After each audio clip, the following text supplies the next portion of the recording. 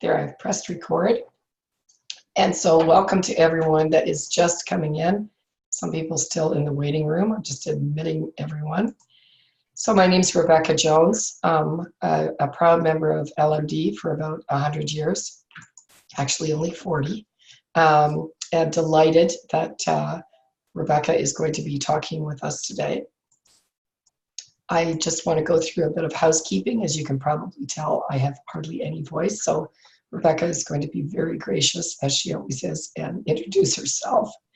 But in terms of housekeeping, first of all, apologies that we had a bit of a Zoom glitch. I know some of you were trying to register. I hope you've, obviously you've gotten the message that you could get in no matter what, and that we will be recording this and putting it, publishing it to the LMD site for LMD members to have free. If you're not an LMD member, then of course we want you to be an LMD member, and as an LMD member, you will have all of our webinars and discussions on Zoom for free. I am just now making sure that everyone is on mute.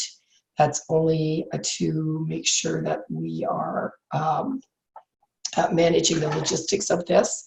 We are expecting about 50 people. I think that says this is a popular topic.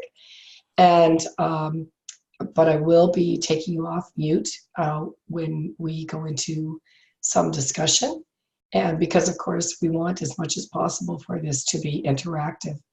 I have completed an international course using Zoom, where people from all over the world, we were completely interactive on Zoom, including with the instructor. So I know it works very well.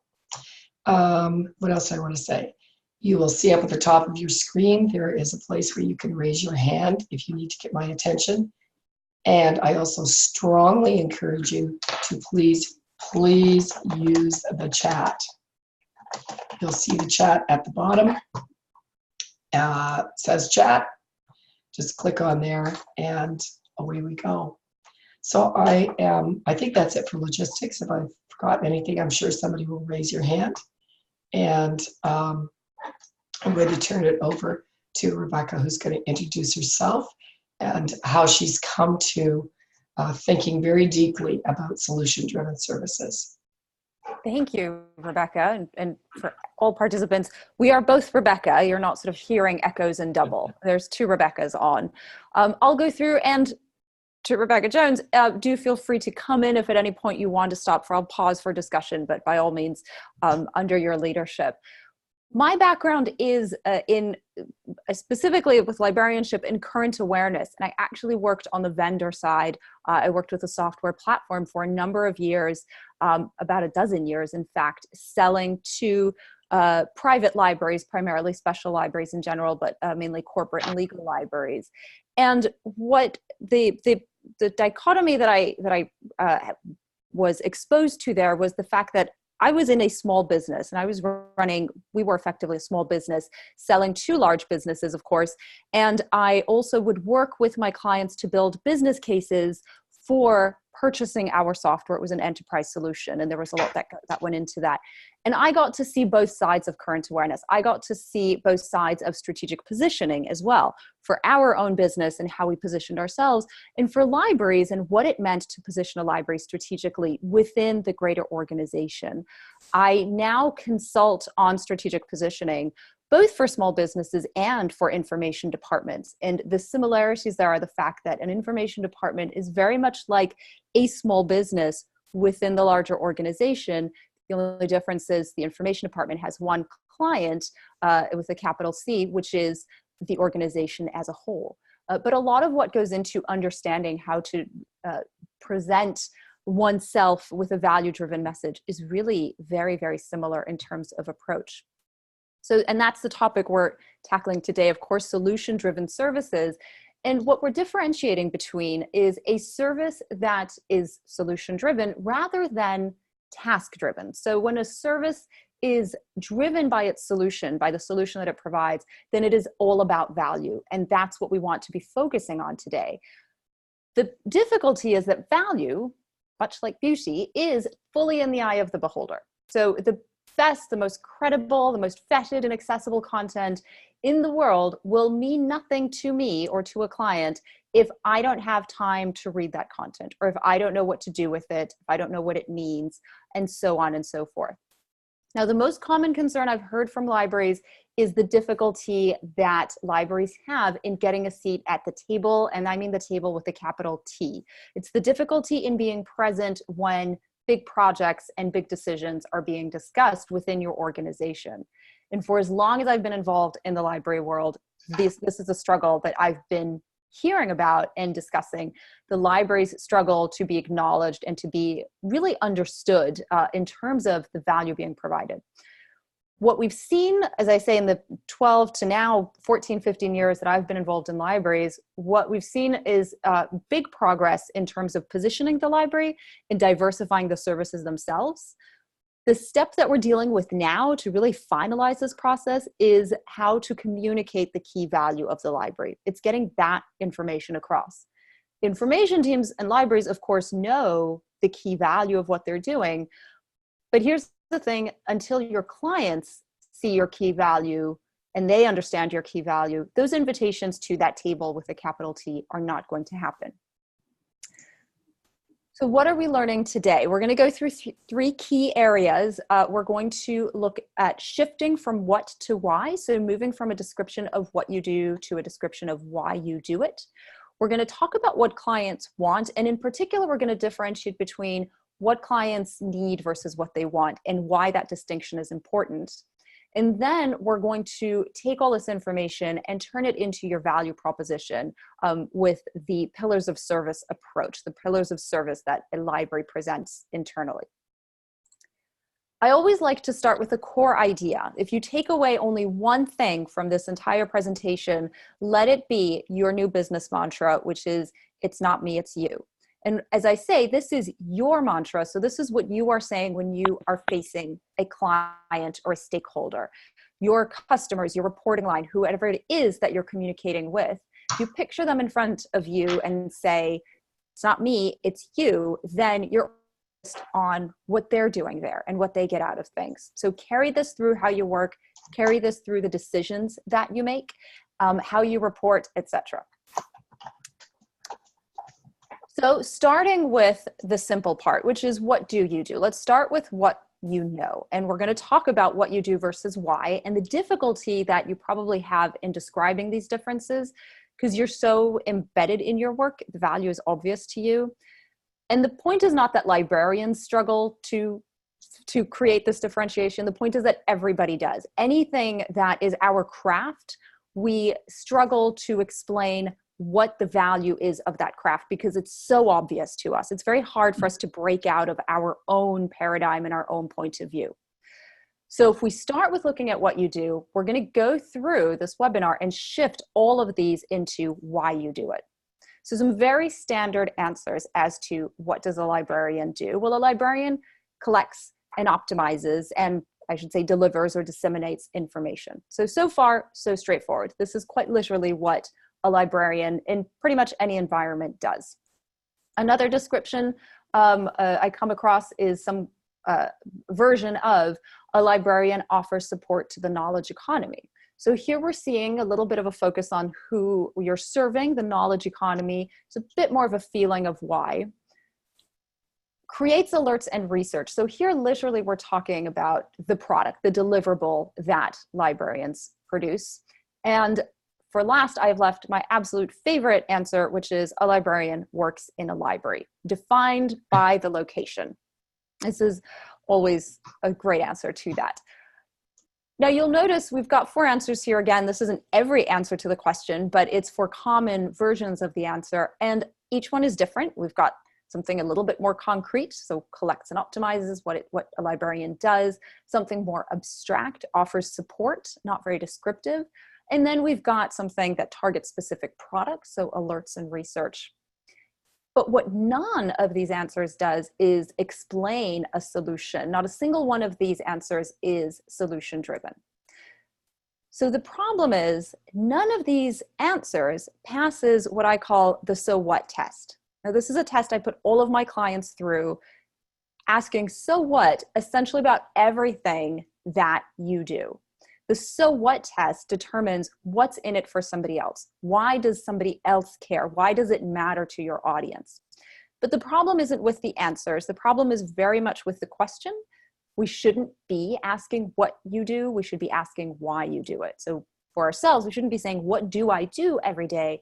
We should be saying, why do I do this every day? Why is this my output? The why question, the answer to the why question answers the so what question. The why really describes why people are hiring you and why you are paid and why people trust you and why people find value in your service. Why explains value. So we've looked at what you do. Let's try to turn that around and think about why you do. Now, I do a talk that is similar in approach to this when I'm working with small businesses. And in that environment, it's called Nobody Wants to Buy Your Service. Because, and this is true, of course, within the librarian world as well, people don't buy what you do. People buy the outcome of what you do. So people don't come to you for the thing that you do. They come to you for the result of the thing that you do.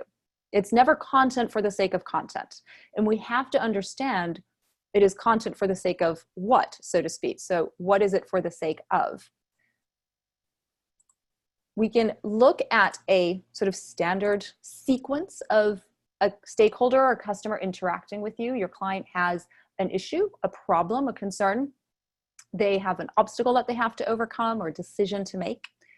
And you provide a service or a deliverable. You provide information, you provide alerts, and that's where you come in to support or to assist in overcoming this obstacle. When your clients then apply that service or that deliverable to their own work, they use the deliverable in some way, they come out the other end with a better outcome, that they are successful at that stage. This is the solution. So this is what your clients are driving towards at all times. You're working in the step before this happens, but really this step is where value reveals itself, this last step here. When the client has applied the thing that you've provided and they are seeing success, where they see a good outcome and they ultimately are happy. So the outcome, the success or the value is really happening after you've left the room. That's when your stakeholders and your clients are getting the benefit of what you do. So this is the why, and this is what matters to your clients. It's the thing that occurs after you've left the room, and that's what we're going to describe today. We're going to shift from talking about what a library does when the library is, so to speak, in the room, to what is actually happening when the library is no longer in the room. And the key way to do this is, as I say, this differentiation of wants versus needs. I have never ever worked with a librarian who did not at some point in their career, or probably even in their day, have the thought that their client or their stakeholder doesn't know what they want. The stakeholder, him or herself, doesn't know what he or she wants. So you've always been in this situation, I'm sure this has happened to most, if not all of you, that you have somebody come to you saying, I need this information, or I need this research, or I need an answer to this question. And when you are explaining, or when they are explaining to you what they're doing there, you start to realize that what you're asking me is not actually going to solve your problem. You don't really understand what you want. I'm going to take a consultative approach. All of this is well and good. I don't see any problem with this, but I do suggest an alternative view to the situation, which is that your clients know perfectly well what they want. What your clients don't know is what they need. So let's focus on that difference for a little bit. So as we said, the client identifies a problem, they identify a gap in their knowledge, and once they realize that they have this gap in knowledge, they feel the need to come to you to fill in that gap in knowledge. So they're sitting there saying, I need to work on this project, I need to complete it. If I had this information, then I could do that. I don't have the information. Let me go to the experts on information. So they've self-diagnosed in terms of, this is my gap. They come to you and say, I have this project that I'm working on, so I need this information, or I need the specific or particular bit of research, and they're telling you about the research that they need. Here's the difficulty. They're talking to you in your realm. This is your castle. You are the king of this castle. And they're trying to tell you what they need in your castle, what they need in terms of information. But they're not experts on information. You are experts on information. So of course, when they're speaking to you in this area, it sounds like they don't know what they want because they're trying to talk about your expertise. If you can move them back a step into the problem and the project that they're working on, this is their castle. They are the kings of this castle right here. And the outcome that they want from that, that's their area of expertise. They know the project that they're working on. They know the solution that they want, the specific outcome that they want to happen. This is their area of want. The middle, where you work, is their area of need. That's really the difference between wants and needs. And when you can differentiate them that way, then you can focus on the fact that your clients do know what they want. They have a very good understanding of what they want. They don't always know what they need. You know what your clients need, because what they need is your expertise. It's your castle. It's your solution. So you need to be the expert there. So the secret is clients know what they want. They want their work. They want their products, their projects. They want the recognition that comes with good work. All of those things, whatever the success of their particular work or project is, that's all within their castle. They know their wants better than you know their wants. But in order to achieve those wants, they need information. And again, that is your castle. That is your expertise. So what they need is the thing that you do better than what they do. When your clients try to tell you what they need, they're going to get it wrong because they're not the experts in the information you are. That's the key difference between wants and needs. So let me refresh what we saw before, and let's take a look at that, thinking about this difference between wants and needs. So if you're operating here in the middle where you offer a solution, but you're responding to a need that happened one step before, right? So your client was working on something and, as I say, said, okay, I have this gap in knowledge. Let me call the experts in knowledge. So the first thing you want to do is think about what was happening in that step right before they called you. What made them think that your solution or your service was the thing that they need? Then, once you figured that out, go one step further, one step back again. How did the problem present itself? Why were they fine doing their work and then all of a sudden realized, okay, to go forward or to do this well or to do this better, I've come across an obstacle that I need to overcome. So what was that obstacle? How did it present itself? How did they notice the problem or the lack of information? What do they want to happen instead? And then go back one step further even from that. Before the problem has even presented itself, the client is working on a project or a situation. And as I say, they know from the beginning what outcome they want. So before they even realize that there's a gap in knowledge or a gap in information, what are they thinking about right there? How do they want to tackle this project? What do they want to happen? How are they picturing that it will go in order for it to go smoothly? So from the moment they come and talk to you about your solution, can you move 3 steps back from that to understand what is happening at your client's desk in that moment, 3 steps before they've even picked up the phone or come to speak to you? Can you understand their expectations and what they hope for in an outcome long before you've even entered the room? If you understand that, you can deliver a success option for after you've left the room. So understanding the problem and the desired outcome means that you will understand what should happen way over here on the end when you have left the room and they are delivering success.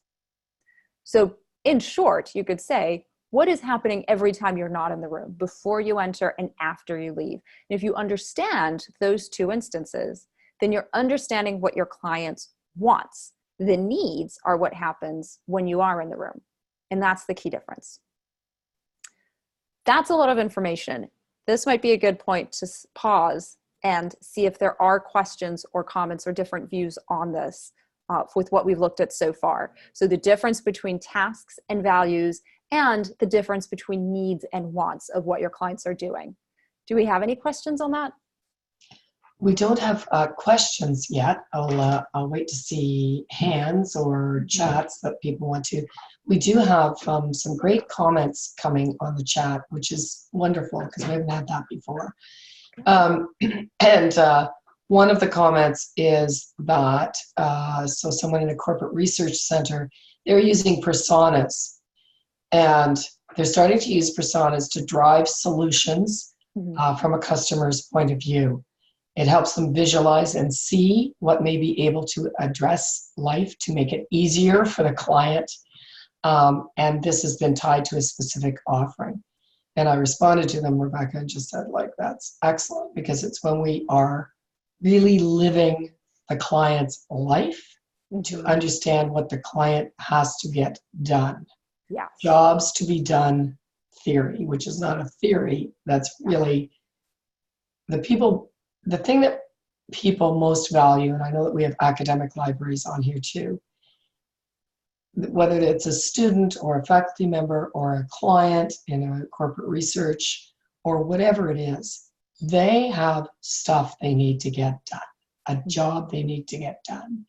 And the more that we understand what that job is and how we can accelerate their ability to get that done, or as you've been talking about, help them overcome, the various barriers to accomplishing that, that's what they truly value. Yeah. The next thing I had here was, just a minute, we also had, just after you started and you were talking about, looking at it from the client's point of view, and also talking about the issues that libraries have. We had someone talk about their campuses and that they have a campus-wide alignment ongoing right now with analysis by appointed task force of 12 people, none of whom is from the library or really understands the library. Yes. Bad. Yes. No. Bad. Mm-hmm. Very, very concerning.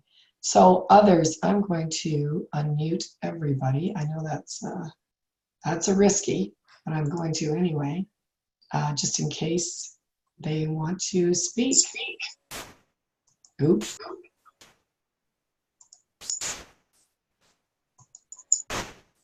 While you're doing that, a quick comment on the personas. That's a really good approach to create a three-dimensional understanding of your client. It has to go beyond just their information needs, as I say. And so a persona is another great tool. And again, that's used in business and marketing and makes so much sense in this environment as well, to understand, go beyond very much how your client uses your product, but also go beyond the demographics of your client, go beyond just the standard description, but to look at the environment in which your client is working, what the expectations are on your client. We'll get into to that a bit more, but the point is the persona, that word persona, actually, it means person, and it wants to create a full view. So usually a customer persona is several pages long and really describes somebody in their day-to-day life and allows you to get that much more comprehensive understanding of their environment.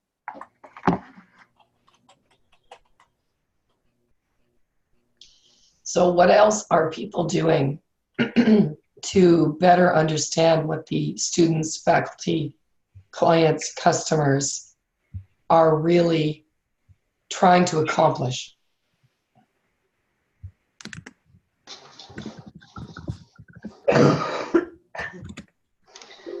This is Jean Kaufman at Eastman Chemical. Part of our reference interview does include the concept of why is this needed, what is the project, let us better understand the background and what it is you need. So I feel like we are working on that, but the last step, your circle here on client has a problem, like I said, we're trying to understand that, but we are very poor at the third step. Client uses this solution, and what is their success? And it would be great if we had that captured, because when it comes to explaining how our services were useful. That's very important.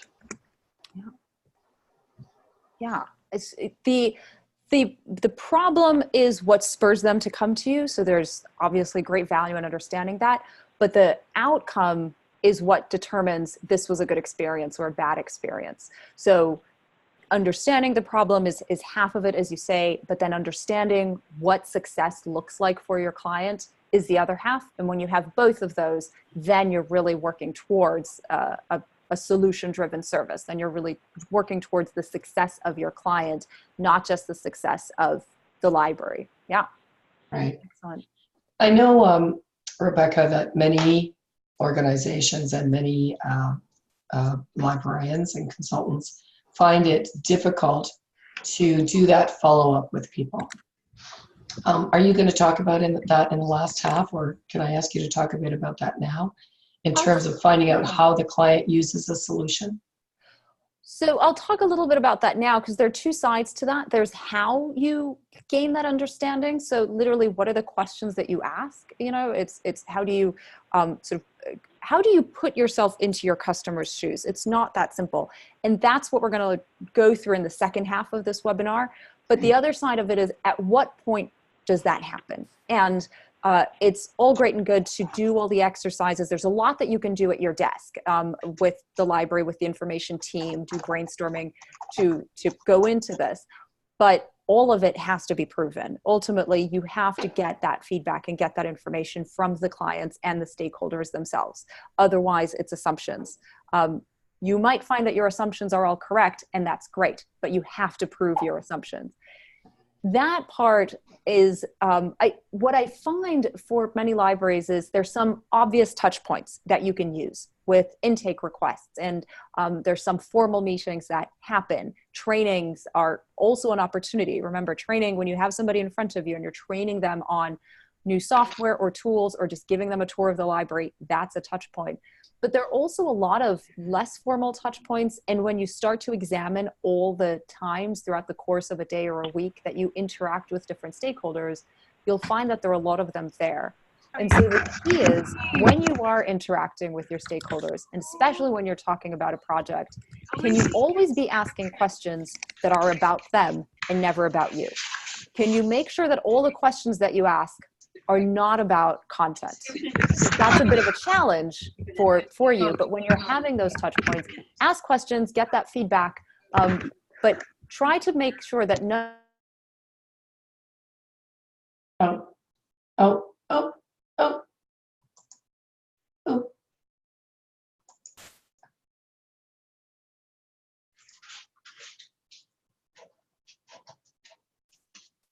Rebecca, are you there? Yes, I am. I can hear you loud and clear. Oh, sorry. I muted. Something was starting to happen on someone's end, and I immediately muted everyone, not realizing that that, of course, muted you. Oh, My apologies, everyone. Sheesh. Oh. Do I have to repeat? You might want to repeat what you just said. Just the very end. The point of when you do talk to when you do get that feedback from your stakeholders and from your customers, ask questions that are always about them and never about the library. So don't ask questions about content, don't ask questions about information or alerts, only ask questions about their projects and what they're doing. And as I say, it's a bit of a challenge to do that, but prepare your questions in advance and make sure that they're never actually about you and they're always about your client. So back to that business mantra, it's not me, it's you. Ask the questions about your audience. Great. Okay. Do you want to continue on? Sure.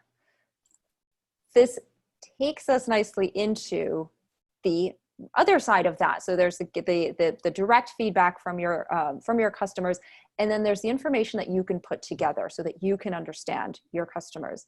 And this is an exercise that I do with a lot of my clients to really start to break that down.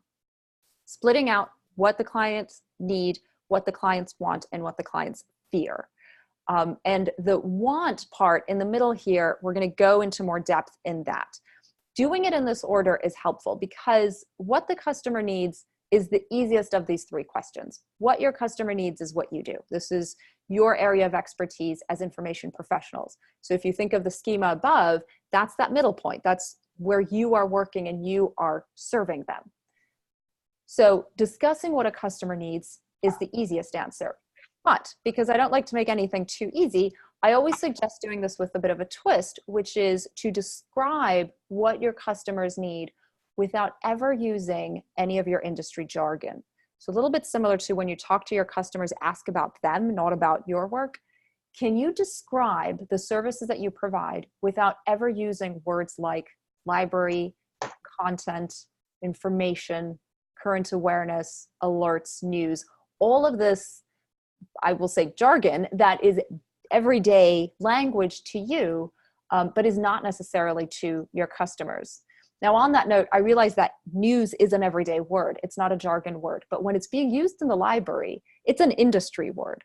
So all of these words, even if they are completely mainstream terminology, as long as they are industry words when you are working, avoid them, sort of cross them off your list and describe what you do. So describe what the customers need without using any of those words.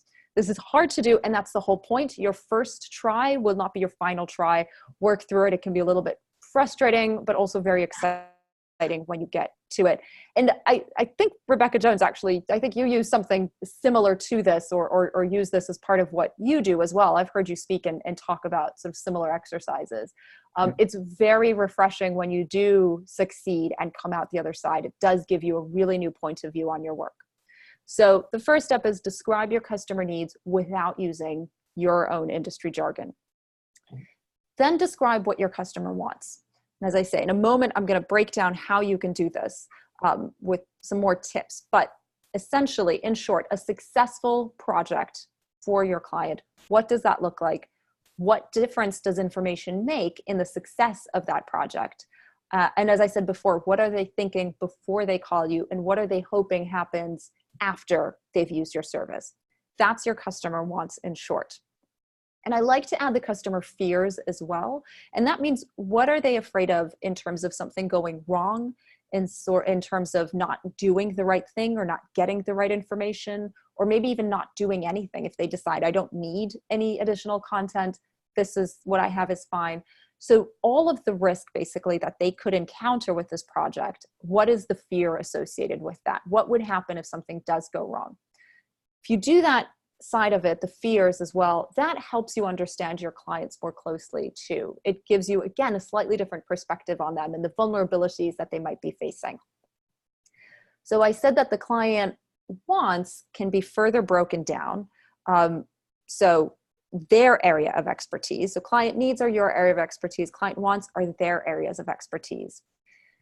And a way to look at this, a way to make this simple, is when we look at those definitions of what a librarian does, and we change the heading from what a librarian does to what patrons want, none of your patrons are ever going to use this terminology. None of your clients is ever sitting there thinking, I really hope that somebody's collecting and optimizing information for me. And they certainly aren't sitting there saying, I want somebody to work in a library. So none of those definitions are actually what your clients are thinking. And really, to put it very directly, what they care about in of itself. This is how you understand what you do, but it's not how they understand what you do. So how can you place yourself in your customer's shoes so that you can see how they understand the value that you bring? We've already established that you know the value that you bring in your organization. The struggle is to articulate it in a way that really resonates with them. So with all that in mind, let's look at how you can break it down and really understand what your customers are dealing with when they're working on their own projects. So thinking about customer wants, we can look at the 3 different areas of what a customer wants. And the first one is what the customer wants in terms of business outcomes, what they want to happen in terms of their own business results. Now, the universal in here is, how does this affect their bottom line or the organization's bottom line, and how does this affect their success? So what does your client want to happen in terms of organizational success and their project success? And then you can start to go further. What does that mean? What is considered success for this particular project or this particular effort that they're working on. How would the project look if information weren't a part of it, if they didn't have access to your expertise? Also think about how the project itself or the outcome itself is going to be judged internally, how it's going to be reviewed, how it's going to be rewarded, recognized. You can think about, if this is a project that they're working on, the very next project meeting, what's going to happen in that meeting? What is the deliverable at that point? What are the expectations that are put on your client's shoulders? So what are the outcomes that your client wants that are specifically about business results? That's the first thing to understand. And this is, again, understanding those wants in terms of the project they're working on and the successful outcome of that project, like we saw before. But we can go deeper and get an even deeper understanding of everything that goes into what your client is doing. So we've got the business wants. What are the technical wants? Now, again, in its shortest sense, technical wants are always how you save time and money. You should never stop at saving time and money. So very simply, everything you do should in one way or another be saving time and money or increasing time and increasing money. But that on its own is a very weak value proposition because a lot of things save time. Not doing it also saves time. So you always want to go beyond that. What's the value add of the way that time was saved or the way that money was either saved or increased? And again, this is your area of expertise. So what are the technical wants? What do they want in terms of their use of information? So this is where you describe your contributions to the project. And again, without using the industry jargon, like we mentioned above. So your clients, if your clients were describing what they want from their use of information, how are they describing it? And then finally, what are your clients' personal wants? And again, this is a little bit like client fears. This gets you more into the mind of your client, not at work, but as a person. So this could be things like, if I nail this project, I get a promotion. I'm going to get public recognition. I get to be the team lead on the next project. It might even be, if I can do this well, I get to clock off in time to see my son's soccer game. There are a lot of different things that your clients want on a more personal level in terms of what they want themselves out of this project, out of their working environment, in terms of their own success. Basically, what makes the client happy? What makes that individual happy in the way that he or she is working? Now, when you break it down into this way, into these three areas, this helps you walk through step by step everything that your client has to consider. And it makes sure that you are really addressing all aspects of your customer wants. So this is a very effective way to basically step out of your own shoes and step into your client's shoes. The trick here is that your clients themselves, the people you're serving, whoever they might be, I'm using clients as a sort of simple catch-all, they might not be doing this level of analysis for themselves. They probably aren't. Nobody's sitting there making a list of our own business, technical, and personal wants every single day. So it might not even be so explicit to them if you ask them directly. But if you ask them the right questions about what's going on, what are the pressures, what are the expectations, what do you hope will happen, you'll be extracting this type of information.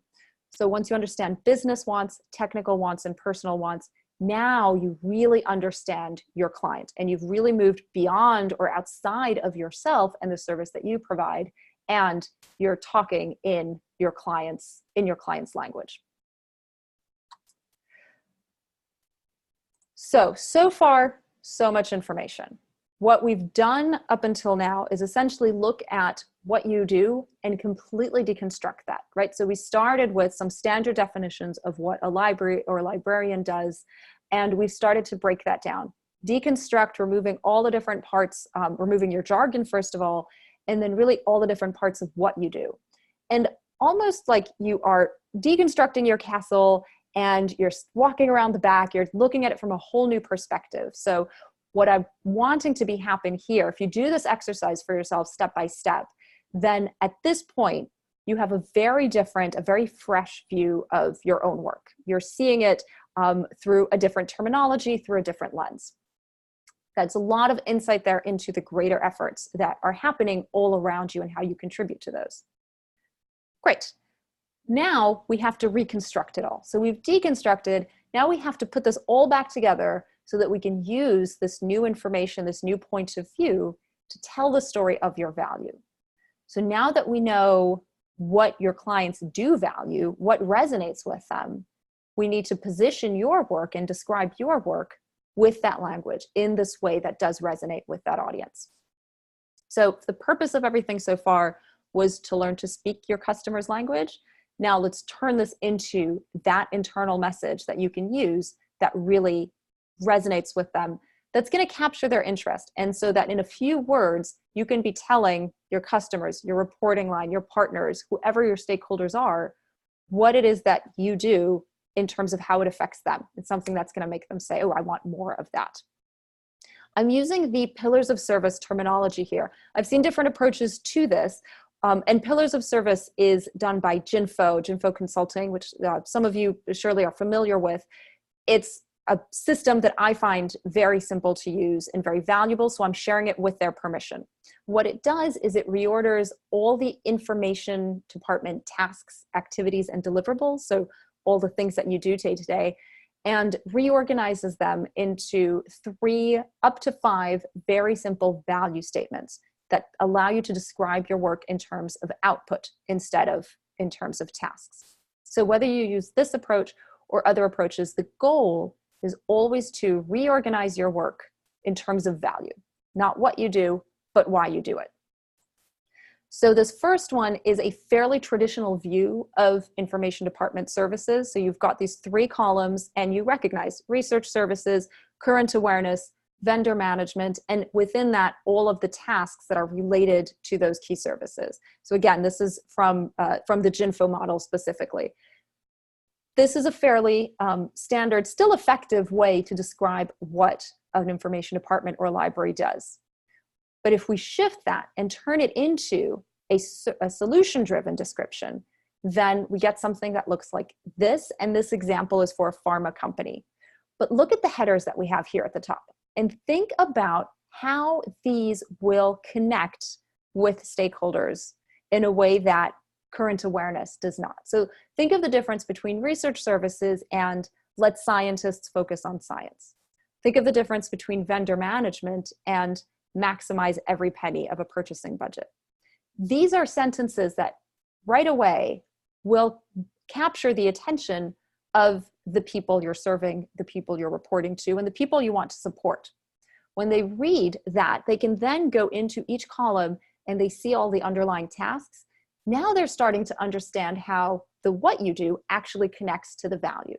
You're making it very easy for them to create that connection themselves, to really understand what the difference is and why they care about things like research and current awareness, etc., because it's serving these greater purposes. So again, this is part of the screenshot here is part of the Jinfo model, which is part of their subscription. So if you have a subscription, you can see it. How can you do this for yourself? Well, once you've examined your clients in depth, you can now list out everything that you do in terms of why you do it. So we understand it from the client's point of view, what impact it has, what would happen if you didn't do it. And then you can redescribe those services and re-put them together in terms of these pillars of service, or think of them as pillars of value, leading with the why you do it. We do all of these things because they bring to this greater outcome for our organization. I always like to end everything with a TLDR because we go through a lot of material. So how do we summarize everything we have looked at today?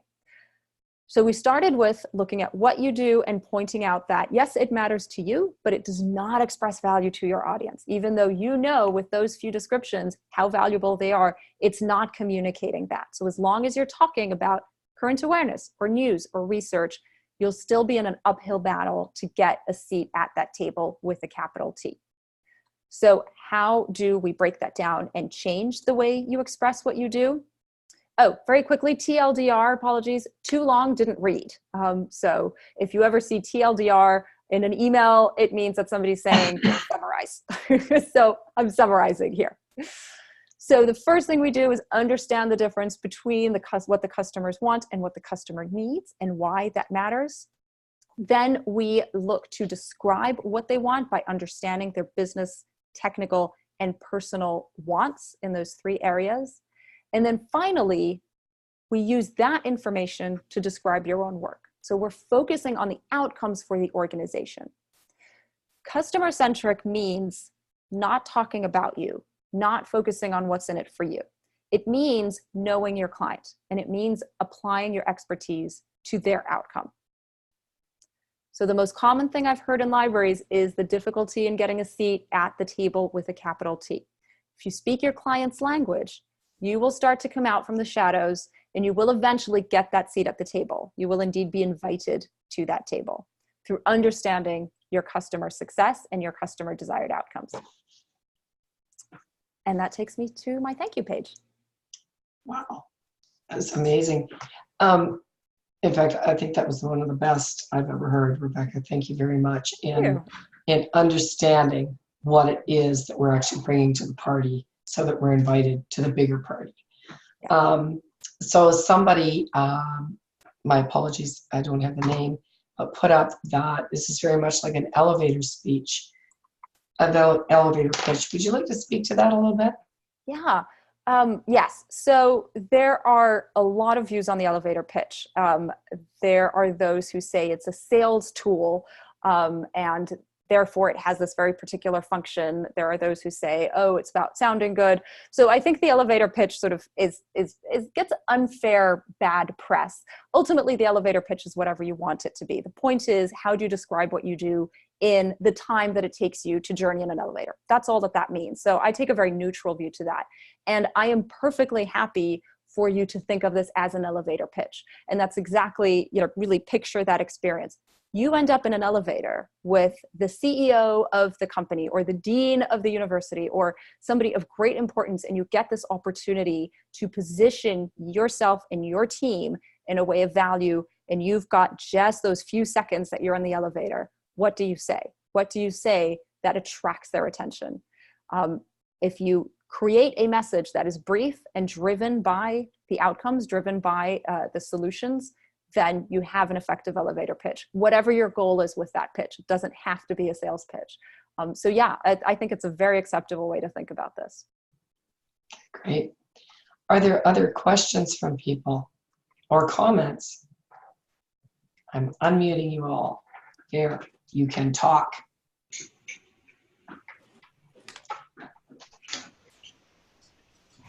So what's one new concept that you heard, or a concept that you know, but Rebecca articulated it in a slightly different way that either furrowed your brow or makes you think a little bit more?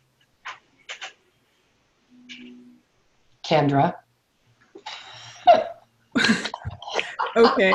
Well, I had, I guess one of the concepts that really resonated with me was it's not me, it's you, and speaking about value. But then that made me question, because I'm going through a realignment process myself at my institute with the library, and trying to explain the value of the sort of information infrastructure work that we do, so that when we do have clients come to us with projects, that we have the tools in place.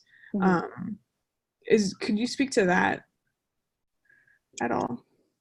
Well, can you explain the question? Sorry. All right. So I think, like, I understand. I think the value proposition of working with clients on projects is pretty clear. Mm-hmm. I will say, letting scientists do their Right. focus on the science, or we can save time and money.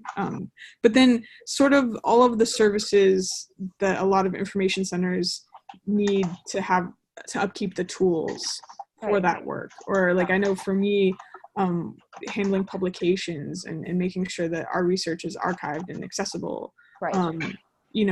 There's the nebulous value proposition of, well, that will maintain our position and prestige within the industry. Yes. But I feel like that's just, like, I really struggle communicating the value of that to my stakeholders.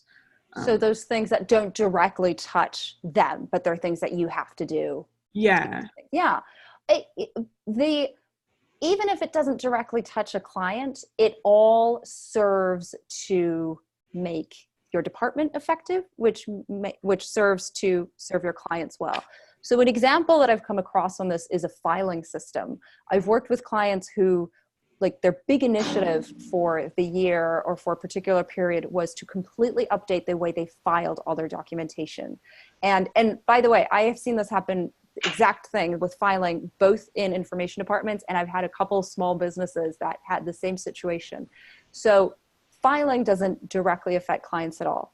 But what happened was, what it meant was that it was making all of the documentation about clients, about services, everything that is key, easier to find. It was increasing productivity, and it was also diminishing the repetition of questions to clients, because it meant that internally within the team, information was more accessible. So just things ran more smoothly. If two different people ended up answering the phone from the same person calling on 2 different days, there was still continuity because they could easily see what was happening.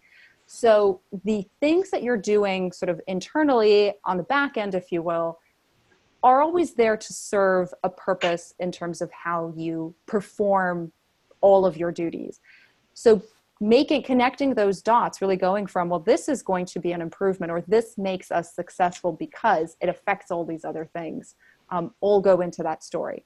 And those things are important too. So even those things like, maintaining basically everything that's in the background means that you always provide a high value service, or, that time isn't wasted and money isn't wasted and resources aren't wasted, and that communication is done well, and that the experience is easy for your stakeholders, et cetera. So you can still connect those things to the value proposition in terms of what front-facing function is this supporting. Does that answer your question? Yes, thank you very much. Oh, my pleasure. And thank you, Kendra, for letting me pick on you. Anyone else? There is, Deborah has been posting some interesting things to the chat about the fact that the librarians who are not subject specialists sometimes find it a barrier to become more involved in the faculty to which they're assigned. Did I get that right, Deborah? Where are you? Yes, Rebecca, that's right. I'm sorry. Okay. It took me a while to find the button to unmute myself. Okay, good. This is Laura Walesby. Hi, everyone. Hi,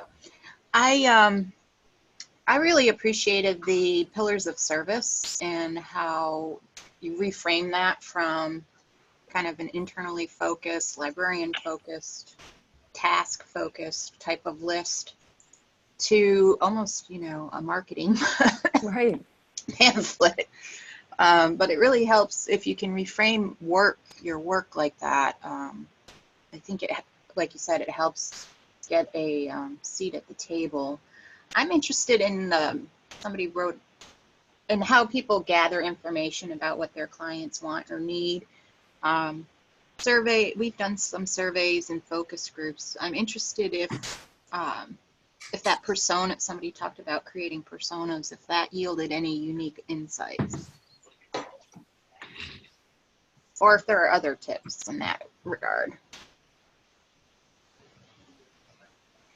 if I can just say something, we very often do this with libraries, and we ask for, a 10-minute talk with a client or a faculty member, and we ask them 3 basic questions. What do they have to accomplish? What do they have to deliver in the next quarter or the next year, whatever the timeline is? What are their biggest problems in delivering those? And is there anything that they think the library, the research specialist, whatever it is, could do to help that? And we ask that because we want to know what they're really focusing on and the jobs that they need to do and what problems are. And the third question about the library or the librarians is really to get a sense of what their perception is, what the starting point is for the librarians to be able to go from there. The thing that always gives me cold chills is when constantly I hear librarians asking people what they really need. Let's really understand what they need. They don't know what they need. They need to get a job done. They need to get something done. So that's what we've had great success over the past 30 years doing, is really understanding what people need to accomplish in a given period of time.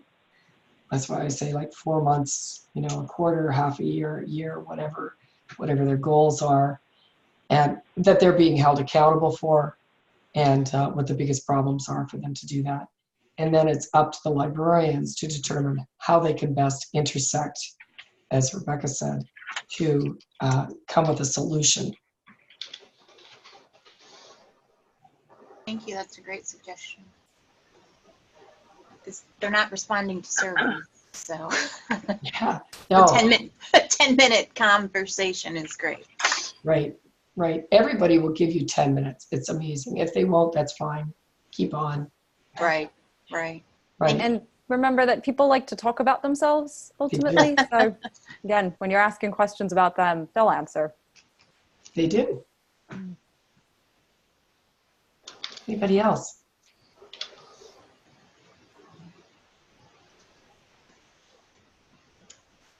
Well, first of all, we had chat, which is terrific. Secondly, we had some discussion, which is even better. And, and there we are. For those of us who work as independent consultants, sometimes we work as a subcontractor, right? Who has no interaction with the client. How can we best communicate when an actual reference interview never happens, Rebecca? Oh goodness, that sounds like there's layers there. Unpeel the onion. There's, especially when you're starting doing something new. So, you're trying to find a new way to communicate, etc. Always start with the easiest option, really. Who do you have access to? What communication channels can you use? Part of that is also thinking about what have you not tried yet, and it's worth trying. There might be a really easy solution out there that just hasn't been tried yet. So it's okay, I think, at first to sort of throw the stuff against the wall and see what sticks. Without testing, you just don't know really what's going to work. So when there are layers like that, when you don't have direct access to the people who can give you the best information, focus on what you do have access to. But again, ask questions about them. So you can sort of work your way through, I think, layers of people, layers of communication, layers of bureaucracy, whatever it is, because everybody has self-interest. And I don't mean that in the negative way of self-interest. The point is that everybody has an expectation put on their shoulders. There's something that some way that they are being judged or reviewed, or, that their success is being determined. Right. So follow that thread for each person, make it always about them to sort of get through to the next layer. But again, people will talk about themselves, and if you are making their life easier, so the more you're understanding what pressures are on their shoulders, and you're in any way helping to alleviate those, more and more doors will start to open, or they'll start to open more and more every time. Excellent. I couldn't agree more. And the people that you're talking about with the pressure are the actual original contractor. Mm-hmm. So what is it that they need to deliver? And Laura, thank you very much, has just posted the link to Strategizer, to their value proposition canvas. Strategizer, if you haven't looked at their website before, do give it some time.